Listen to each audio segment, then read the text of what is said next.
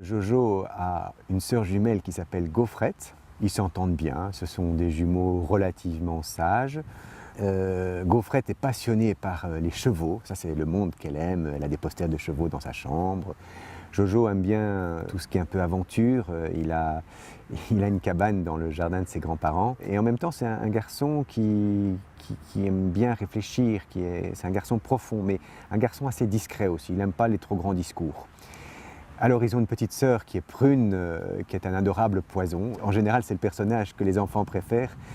Elle est pleine de vie, c'est une deuxième ou troisième, je ne sais pas comment il faut dire. Elle dit tout ce qu'elle pense, elle est un peu capricieuse et en même temps elle a un bon cœur. Et puis ils ont un petit frère, Bouloche, voilà, qui a son tout doux, qui est une bonne pâte, voilà. Je jouais Gaufrette, je pense que c'est chacun d'entre nous. D'ailleurs, j'ai été frappé de voir le témoignage de nombreux adultes qui, ayant lu ça, m'ont dit « mais moi, je ne m'attendais pas à ce que ça me touche aussi, moi, en tant qu'adulte ».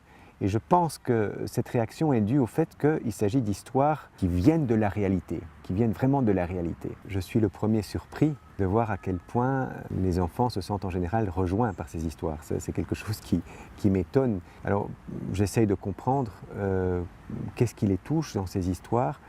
Je pense que j'essaye de vivre ce qu'ils vivent. Je veux dire par là de ressentir ce qu'ils ressentent, de penser. L'humour d'un enfant n'est pas le même que l'humour d'un adulte. Ce qui les fait rigoler n'est pas la même chose que ce qui fait rigoler un adulte.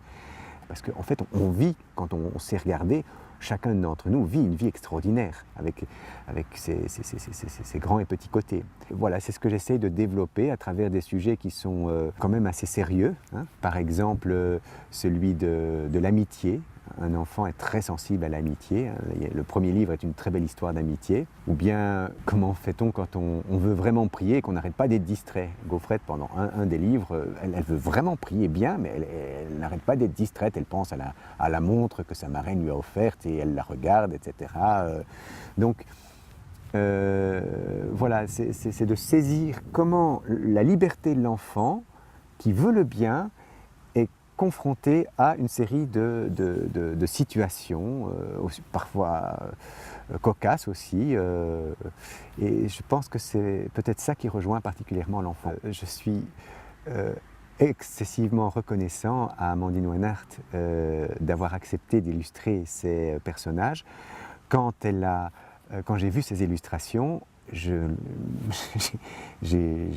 pour la première fois, je me suis dit, mais elle a lu dans ma tête ou quoi? Donc c'est incroyable. Amandine, avec un talent vraiment, je trouve, exceptionnel, est entrée dans le monde des enfants, entre dans le monde des enfants, en permettant aussi aux enfants d'être des vrais enfants, pas d'être des préadolescents. J'aime beaucoup aussi les adolescents, un monde merveilleux, mais c'est un autre monde. Donc mon souci, c'était que ce soit des vrais enfants, hein,